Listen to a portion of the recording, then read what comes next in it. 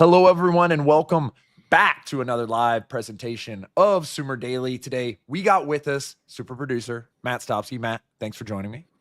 Dude, my pleasure. After watching that riveting game, that's all I want to do is talk about it. Look, I'm an appreciator of all football, and there's some great stuff that we can pick out of the game. It seemed as if it was in the bag pretty early on. You know, looking at the game cast on ESPN, we basically, within the first quarter, got to about 75, 85 percentile of win probability for the 49ers, and it never went down. So there seemed to be some pivotal moments in the game where it seemed like maybe the Seahawks could come back. But let's start off, with our hates of the game. I really hate Geno getting injured. I think once sucks. Geno went out, that's it. We've seen Sam Howell, and the Packers defense was playing very well. I didn't think Sam Howell had much of a chance, especially given what that Seahawks offense this year has asked Geno to do time after time. He had a really painful pick, but an insane completion percentage over expected. He's been accurate all season, and we know that Sam Howell had the 2020 year last year, not the most accurate guy in the world. A lot will be asked of him if Geno goes down, and it's really sad because the Seahawks have been pretty inconsistent this season, but they've been able to have great moments, and they've been able to put together wins, and I just don't know how that's going to be the case. What do you think, Matt? It's the Seahawks are interesting because I watched their loss to the Giants on the sideline. I was there for that game. You and I were at a bar in Seattle when they lost to the Niners. I'm watching this game, and they lose. Apparently, they have 8 wins. I have not seen these 8 wins because I'm always like watching Giant games. And like I did my research for tonight, and like this Geno is so good. Like Geno can be so good. And like you said, they do ask him to do a lot, and they have these great players in Lockett and Metcalf and Smith and Jigba. And you think they'd be more consistent with that kind of firepower, right? Like I'm having a hard time thinking of like that statement win that Seattle's had this year. It's just I feel like this team, if they could put it all together, could be like a real powerhouse into the playoffs. But like it's not been that way. Like. I was on the way home from the Giant game listening to the radio for the first drive and hearing them just like, go, Josh Jacobs, pound for this, Josh Jacobs for this, Josh Jacobs for this. It just seemed like Seattle didn't show up. I know the first 3 drives, Green Bay scored. Honestly, they're lucky that Green Bay settled for a field goal a few times. This game could have been way out of hand super early. I don't know. I just feel like Seattle has a lot of talent on the coaching side, a lot of talent on the roster. It just doesn't seem to show up every time. And maybe I'm the one. I'm the bad luck charm. I gotta stop watching Seahawks games because they can't win when I watch. Exactly, and I think the statement win would have been last week, which just speaks to the inconsistency of this team. They beat the Cardinals 30-18.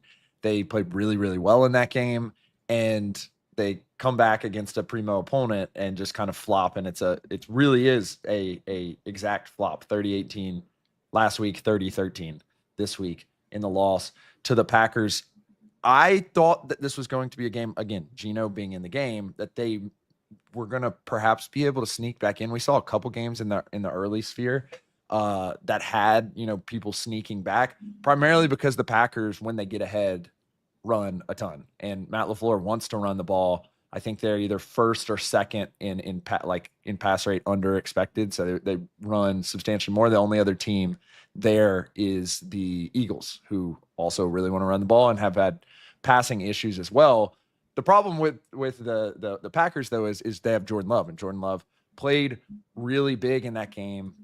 In this game, and he played really well. I think the moment where it kind of slipped away, and I think at this point Howell was in the game, was them kicking on 4th and 5, down 10 with 9 minutes left. The Seattle Seahawks fans, a lot of tech and software people up there in those booths, they let Mike McDonald hear it, and they kind of booed him out the stadium for not going for it, which was good. It means they have a very a good understanding amongst their fan base of the analytics. I think, especially given they had Howell in there, they needed to embrace the variance. What did you think about kind of their game plan once Geno came out? Yeah, honestly, and even Collinsworth mentioned it on the broadcast. Like, when you're kicking it, like you're really rolling the dice here, like thinking that like your defense will just hold, which is not how it works. And I agree. When you are the worst team, you have to just kind of go pedal to the metal and hope that the ball bounces your way. especially and then once Gino goes down, like you're really just looking for any opportunity to kind of like sneak one out here. And they didn't. They're a little too conservative, and it led to the outcome of this game. I don't think you can play that way when you are the worst team and have a quarterback on your second string quarterback. It's just, you can't do it. Right, exactly. And I got to give it up again for the Seattle Seahawks fans.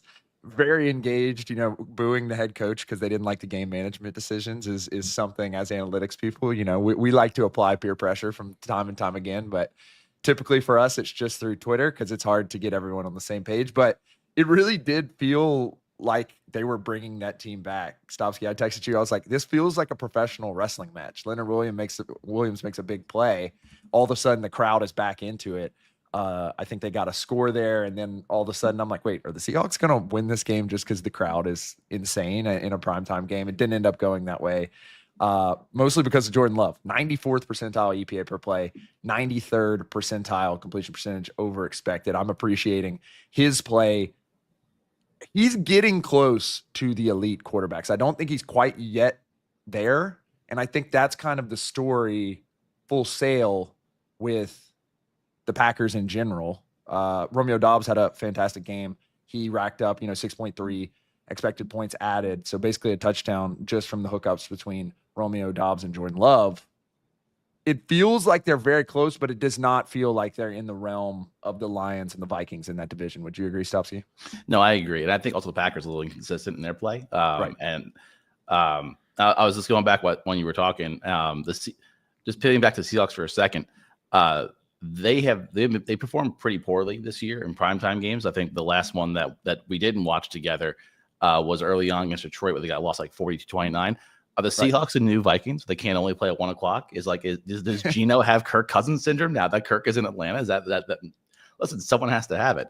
But right. Yeah, with Green Bay, I've always felt this way about Green Bay, that they're dangerous, right? They're dangerous, but I kind of like the Seahawks. They're like not in that next level yet. But if they're clicking on all cylinders, though, like if they have an opening like this where they have 3 straight drives of scoring, right, they can beat anybody. And we saw Detroit play against Buffalo today. They did not look great. And Minnesota has had times when Minnesota still plays Sam Darnold. Sam Darnold's having a great year, but Sam Darnold at any moment can implode. So exactly. I think Green Bay can absolutely contend and actually win the NFC. But it's gonna take some consistency from them and also like some falling apart of Lions in Minnesota. Yeah.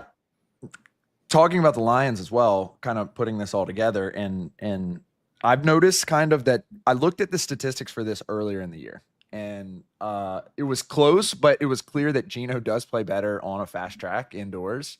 He typically does not play well outdoors. And that kind of sucks when you're playing in the Pacific Northwest where the weather is variable at any given point in time. But if there's any way the Packers can work out a way to get home field advantage, I think that's going to be such a big win for them, especially given how they play and how they lean on Josh Jacobs. And given all the talent they have on the outside, we've seen Jaden Reed have a couple down games. They were still using him highly today in the reverse game and some of the real gadget more plays that Matt LaFleur likes keeping up. Talking about Matt LaFleur as well, I thought this was an excellently coached game, an excellently called game. I do think they leaned a little bit too much on the run, but when you're able to crank out the diversity of runs that he puts out there, it makes a huge difference. And particularly, Stopsky, it seems like God is looking down on us from time to time because he granted us another great gap scheme run game, and we love the gap scheme runs. Talk me through what you were seeing, and frankly, it was on both sides as well. The touchdown with Charbonnet was a lovely little buck sweep. It looked fantastic. So talk me through what you saw from your coaching lens. Listen, as someone who played center but was never fast enough to pull, watching center pulls on buck sweep is the greatest thing in the world. So watching them just get the numbers advantage on the outside, run these old school wing T concepts, is fantastic. And honestly, the Packers running buck sweep is a necessity. Obviously, you're going back to Lombardi's days of the power sweep. But I love these unique runs. I love just not running for the sake of running, right? Bringing out buck sweep, bringing out power, bringing out counter, bringing out reverses and jets like that. Then you're moving the running game into your favor, right? The problem with running, as we saw back in like 2010, 2011, 2012, it was just like inside zone, inside zone, inside zone, outside zone, and like nothing changed. Everyone's running the same plays. Coaches like LaFleur are bringing back some more interesting runs, kind of like what Shanahan was doing, and actually getting in spots where it makes sense to run the ball, and like you're getting positive value from running the ball. So yeah, like today, watching this run scheme, I was like, yeah, this is great. Like I would rather watch 30 beautiful buck sweeps than a single pass. But how many beautiful buck sweeps do you get in a game? Like 2? Yeah, certainly. And the thing is as you totally mentioned, when they hit on offense, it's really difficult to stop. They have a lot of studs. And I think this year and prime, like real talk last year, their issues were on defense. I think adding Xavier McKinney, who we had on our Pro Bowl list, which you can go check out on SumerSports.com on the Zone tab. I had Xavier McKinney on that list. I think he's done a fantastic job this year. I think they got a big boon this year, in this game with Edge Cooper coming back. 7 tackles, a sack, 2 tackles for loss, 2 passes defended, 2 quarterback hits, and a pick in this game. He was all over the field. I was really glad to see him back. I loved him in the pre-draft. I thought he was really athletic and has a great size as well, which I think also really showed in this game, but he's able to get the pick. He was a real difference maker on defense. Do you think the Packers have the defensive viability to win in the playoffs? I'm looking at their schedule right now, and we'll talk a little bit more about the implications of that schedule, but it looks like they got the Saints who, seems like that's going to be Spencer Rattler probably, who played very well today. He did. But that was against the Commanders defense, which isn't, the best in the world. Then they go in with the Vikings, and Beefalo has given Jordan Love fits before, and then they go to a Bears team that's kind of, in pieces right now. Do you think, I think they're going to be able to at least take 1, if not 2 of those games? Yeah. Do you think that the defense can get it together in the playoffs enough to really make some noise there? Oh, absolutely. We saw it today. I think statistically they've been between 12 and 15 in terms of their efficiency, in terms of yard and also to yards per game. And today the first half they played the 85 Bears. They were just shutting down teams. And especially if they're playing at home, right? That's the big difference maker. If they're playing in Lambeau, then that defense is going to come to play in a frozen tundra environment. And I think they can absolutely win. And then you have guys on the backside that create turnovers, like Xavier McKinney having a hell of a year. Yep. You're adding possessions to your team. So I 100% think that this team defense is good enough. Like you don't have to be the 85 Bears, right, to win a Super Bowl, right? You just got to be a good to decent defense, and they definitely have that to complement their very good offense. So, and if they're going to run buck sweep all the time and have the receivers on the outside crack blocking, and doing pin and pulls, man, I'm all about this. This is like old school ball. I'm loving it. Definitely. So let's focus back in a little bit more on the division itself, because with Detroit's loss, despite how insane of a game that was, we got a 12-minute mark onside kick. We had 1 million points. We had great quarterback play. Their defense is on the ropes. Are their defense is down on the mat, getting rear naked choked right now. They have so many guys out. It seems like Aleem McNeil might not play the rest of the season. I don't know if that was Aleem McNeil's hurt for the rest of the season, and we don't even know if we're going to get him in the playoffs, or we have 2 losses and we need this guy for the playoffs. Here's the schedules: Detroit, Chicago, San Francisco, Minnesota. I think they can probably pick 1 or 2 of those up. Minnesota, Seattle, Green Bay, Detroit. I think that's difficult. That's, again, assuming Seattle has Geno, because I think that's an automatic Minnesota dub if Beefalo gets to play against Sam Howell. And then as we just went through with the Packers, Saints, Vikings, and Bears. 2 losses for the Lions, 2 losses for the Vikings, and now 4 losses for the Packers. Is there any way that Green Bay can get back into this? I think these are the 3 best teams in the NFC outside of Philly as well, who played really well today. What does this mix look like, especially given that we do have, a couple of interdivision games? Oh yeah, that's the whole thing, right? Interdivision games count twice. So if you win a couple of those, or you drop a couple of those if you're Detroit, absolutely Green Bay gets back into it. I'm not sure if they get back into the division, I still think they're meant for a wild card spot, which is rough, right? Because they really do want home field advantage.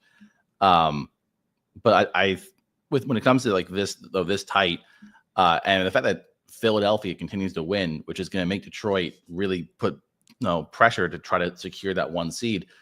There's a chance that Green Bay gets it. Honestly, I was a little upset watching the Detroit game because as a Giants employee and a Giants fan, I'm sitting there in the post game watching this game, and I'm just hoping, like, listen, man, hopefully Detroit pulls this out so Philadelphia doesn't play all of its starters, because I don't want to watch Saquon Barkley break the rushing record against the Giants in Week 18. But of course, they lost, which means that Philadelphia's going to go pedal to the metal because I'm sure they want the 1 seed too. Like Philadelphia needs all the help they can get because they're also inconsistent. So I definitely think there's a way for Green Bay to get back in. I don't think it's a easy way to get back in. Yeah. Because Detroit does have a pretty, that's a good lead. But honestly, I think besides Luke McNeil, Carlton Davis going down, which I just saw, he might be out for the year as well. And from according to X or Twitter, looks like they're both done for the season. And now that's a lot of missing pieces to your defense, and like the offense is very good. And I know you're a Jared Goff believer, but Jared Goff is shown to be like a up and down quarterback. And if your defense goes from being good to just average, some of those close games could go the other direction, which is what you do not want if you're Detroit. Right. It's very interesting. I still believe in Detroit at this point, even though I've never really seen a defense get hit this hard with injuries on a team this good. I do think that when they have those guys in the back end, Brian Branch and Kirby Joseph, I think they make a huge difference for the whole team, which is, positional value for the safety position, very hard to predict year over year. They're getting great play from those guys, and moreover, they're able to fill gaps. I think Terrion Arnold has been playing a little bit better as well at corner. And so I still believe in Detroit just because we know that they can hang points. I think the main takeaway, because I think we knew that the defense of Detroit, given they simply don't have their players, it literally cannot be good at this rate. You lose 13 guys. You cannot be a good, unit in the NFL.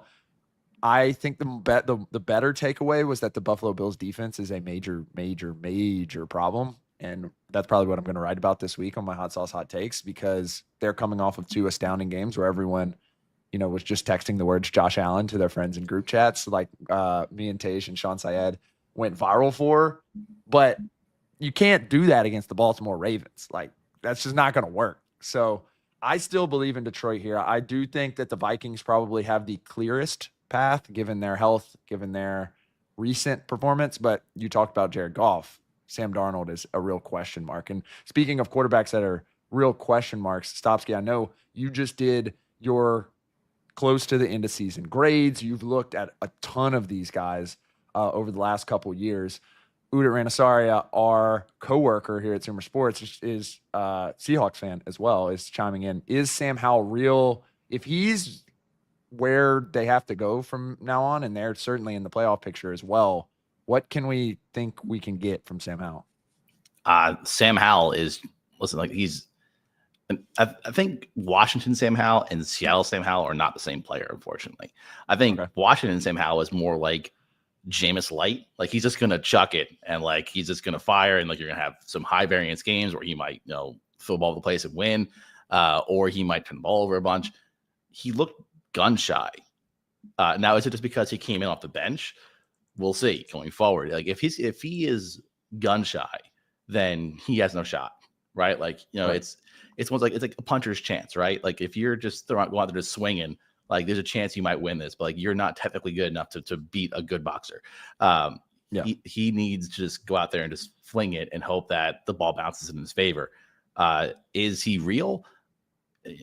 As real as some of the other starting quarterbacks in the league. Like, is as real as Spencer Rattler, I guess. Is as real as Tim Boyle. He's definitely one of the 30, 32 best quarterbacks, probably, if we're real with ourselves about some of these rookies. But he's not someone you want to be like, oh yeah, we got Sam Howell, we're good. Like, we're gonna roll with this, we're fine. But if he's timid Sam Howell, then Seattle's done. Yeah, I'm intrigued by his fit in a Ryan Grubb offense. What I'm really worried about, as I said at the top of the show, is this offense asked Gino to do a lot. And I just don't think Sam Howell can do that. And I don't know if their offensive line can sustain someone like Sam Howell who gets sacked all the time and it is very turnover, heavy. I don't know if the offensive line is going to be able to keep that, particularly given the way he likes to scramble around and kind of create, or at least that's what it seemed like today and what it seemed like in Washington. So to close it out, Matt, let's talk a broader, outside of this game. What was your favorite moment from the football weekend? Oh man. Honestly, I spent a lot of this weekend with my head buried in my hands watching the Giant game today. It was a rough one, man. Just to give you an idea of what it was like today in MetLife. I'm in the booth. They're doing the national anthem. And I guess the Ravens fans have like a certain tradition they do when it comes to the national anthem. And they say it, and I jump up. So I'm like, what was that? And I was like, oh, wow, that's right. The opposing team has taken over our stadium. Like that's the situation we're in right now. And I was like, this is great. So that was rough. So most of the day I spent just watching Tim Boyle throw the ball, Tim Boyle did a good job. Like I will say, did a good job. But watching the Bills Lions game was a great game. It was, but like this week was kind of an interesting week, right? Like I felt like a lot of these games got away in the third quarter. There wasn't a ton where I was like, watching down the wire. The thing I hated the most was Jalen Waddle going down and me losing my fantasy playoffs because of it. So it was an interesting week overall. And it looks like the Eagles are still going. I am intrigued to see if Saquon Barkley will actually break the rushing record. He didn't have a great game today on the ground, like 60 something yards, 6 yards, which is not where he has to be on pace to break that record. Which I joke and said I don't want to see him do it, but Saquon's like a great kid, and like I would love to see him like do it. He deserves it. But it was a interesting week really in terms of up to this. I was actually more interested in the Army Navy game yesterday and the Heisman race yesterday, which was great. So, well, what about you? What did you like the most? I kind of agree with you. I think what I'm going to talk about the rest of the week, frankly, is this was kind of a regression week for it seemed like everyone. Commanders Saints, I thought Jaden Daniels did what he needed to win. 8 sacks is not good. No. Shocker. Like we saw the problem of his pre-draft. We saw the problem pop up today against the Saints. Chiefs Browns, we see Mahomes get hurt, but is he actually hurt? He seems to always have an ankle injury that he's writhing about, and then he plays in the Super Bowl and wins. Yeah. Bengals, I guess, are making things interesting. But yeah, it seemed like a regression week. I didn't like what I saw from Bryce Young, which I loved him the last couple of weeks. I didn't like what I saw from Anthony Richardson, and now there's true question marks about what they can do sitting at 6-8. I didn't like what I saw from Bo Nix, even though they were able to get the win by a sizable margin. And I think the highest level of play that we saw was probably from the Eagles offense, the Lions offense, and the Bills offense. And I think the Eagles answered a lot of questions today. And unfortunately, given all the injuries, it really pains me to say. I still think the Lions can overcome it in the playoffs, but going into next week, I think the Eagles are the best team as currently constructed in the NFL. And it's upsetting to say because I love the Lions. And the Lions, I think, can win any game just because their offense is one of the best offenses we've seen in a long time. And are extremely talented, and they're able to attack you everywhere, and they're able to score touchdowns on you with offensive linemen at a regular basis. I take it back. Dan Skipper scoring a touchdown. That was my favorite thing of the weekend. Watching Dan Skipper score a touchdown was great. I have a question for you because this is something that I was in my car for. What happened in the Buccaneer Charger game? Because it was close. It was tied. Buccaneers were up. The Chargers were up, and all of a sudden the Buccaneers were up 30-17. What happened in that game? Lynn Evans III is what happened. Mike Evans. Oh, that'll happen. They'll do it. It is outrageous how good that guy is at his age. It is truly a joy to watch. And I've watched a ton of Mike Evans in my life just because I'm an NFC South Saints fan. And luckily I got to watch him for years get locked up by Marshawn Lattimore, which was fantastic. The issue is Tarheeb still has played very well for the Chargers. Christian Fulton, there's some metrics that love him. There's some metrics that really hate him. He's kind of an up and down guy, depending on what it is. And Liam Cohen had a game plan that was attacking that secondary and basically was like, you cannot guard Mike Evans. and was relying on that. And that's basically what happened is Mike Evans was fantastic. There was also some great just schemed up plays. There's a beautiful fake screen that went to Jalen McMillan for a wide open touchdown. And then, it's life is not fun for the Chargers offense right now, given that J.K. Dobbins did not play in this game, and they cannot run the ball. It's a real problem. 32 rushing yards for a Jim Harbaugh team is a recipe for disaster. But yeah, Mike Evans, 9 receptions, 159 yards, 2 touchdowns, 11 targets. Like, he's the man. He's the absolute man. And if the Buccaneers are going to have any success moving forward, particularly in the playoffs, it's going to be because Liam Cohen is basically going to say Baker is a decent quarterback and he can get the ball in the hands of our guys. And our guy right now is Mike Evans.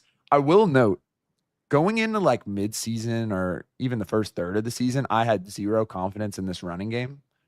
And I truly believe they have 3 guys who can really run the ball. Like, Rachaad White is more of their kind of, he'll have a couple carries, but he's truly receiving and pass blocking guy. Bucky is great. What were your thoughts on Bucky coming into the draft?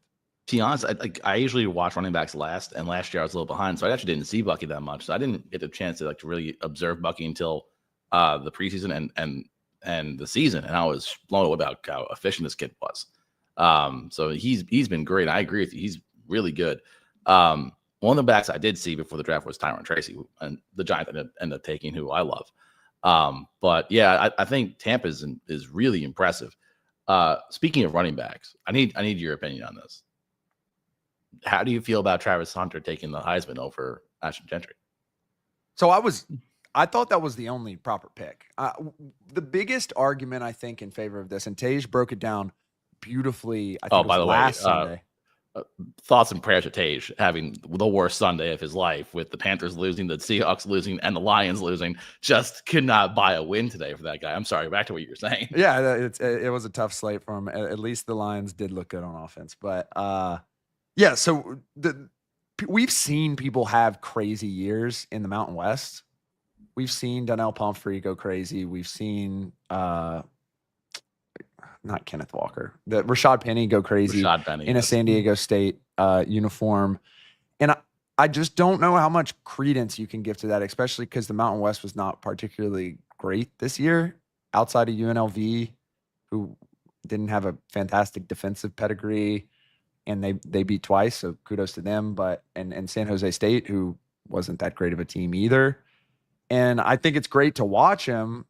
He didn't really have a massive impact in the passing game. Like, it was truly old school running back. We're going to give you a ton of carries. You're going to get a ton of yards. Now, the efficiency was ridiculous, and it was truly on a historic level.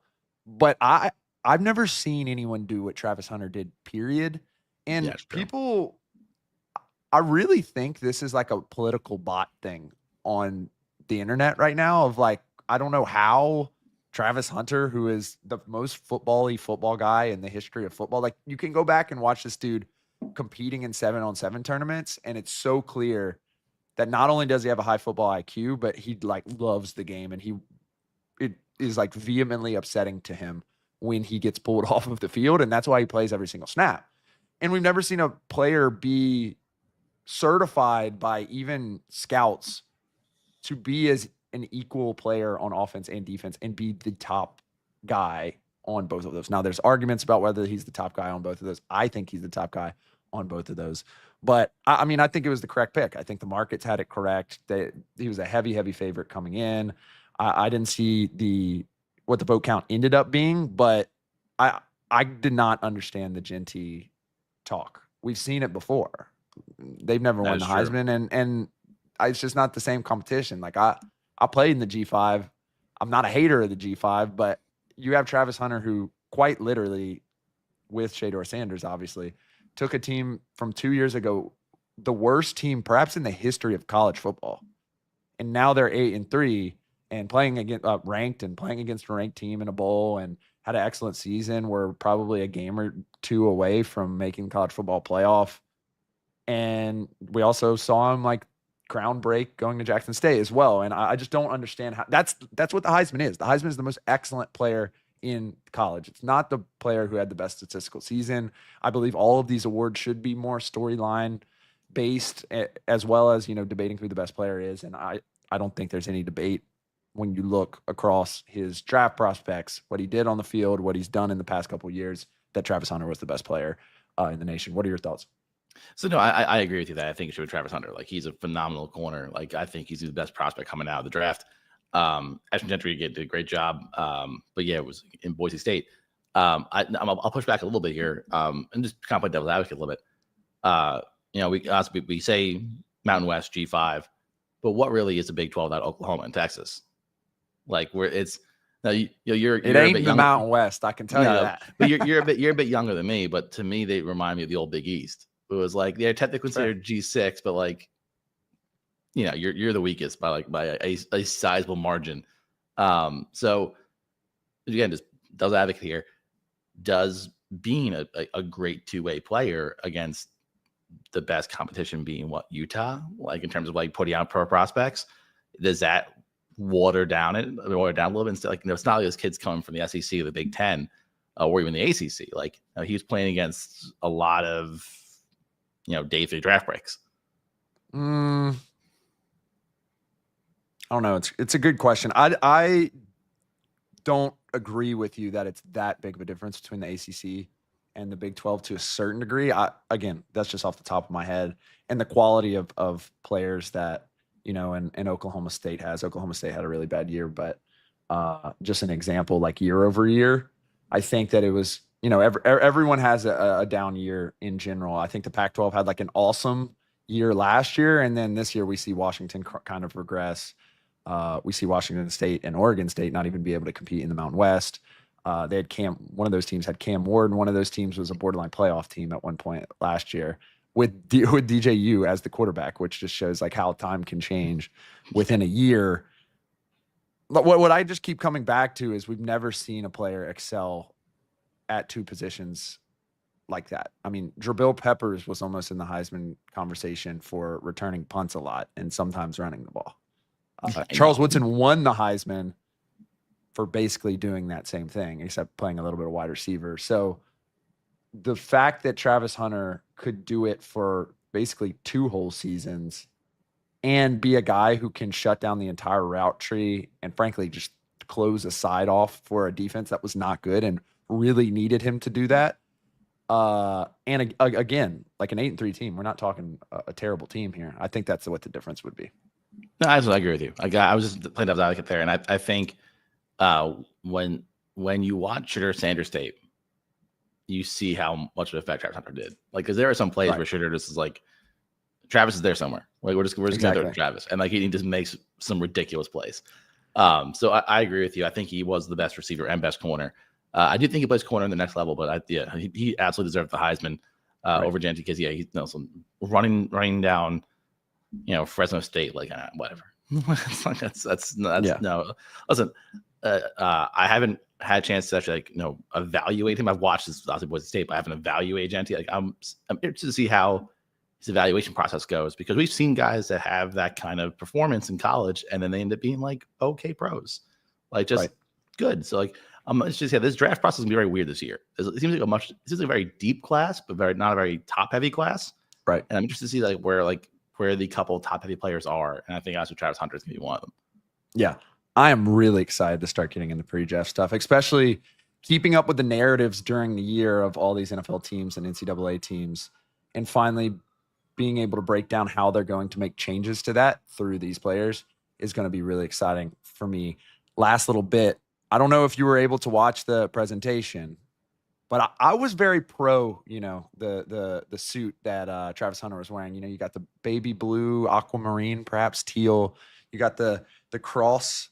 I'm not really sure what the button straps were, but I was pro. It was a little progressive. Typically, we see people go a little bit down the middle. I thought Shedeur kept it a little bit conservative with just, the black pinstripe suit, shirt with a little undershirt. It was a good, 2000s Y2K look, I would say, but I got to give props for the threads to Travis Hunter. Any thoughts on that, Stopsky? Listen, I think I'm going to defer all threads to you.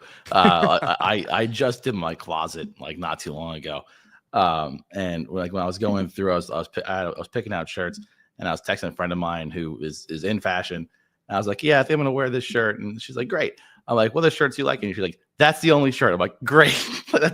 It's good Makes to know. life easy. Yeah. And I was like, a man needs a uniform from time to time. I'm a big believer in that. and as I was going through the closet, I'm like, man, I should just text Sam, dude. I'm gonna text Sam like this, like, yeah, what do you think of these outfits? I'm like, you know what Sam's gonna say? Burn the whole closet to the ground. So No, we can find something that works, my brother. oh yeah, definitely not that's currently in the closet. If I have to go shopping, listen, there's some good outlets out here on the island. Come out here, we go shopping. But like it's yeah, I would say any kind of judging of threads, I will defer to you. So if you think it was great, I'm on board. Well, I'll try to do my best. Stopsky, thank you for joining me tonight. He's Matt Stopsky, and signing off from Sam Brookhouse as well from Sumer Sports. Thanks everyone for sticking with us late night after Sunday Night Football.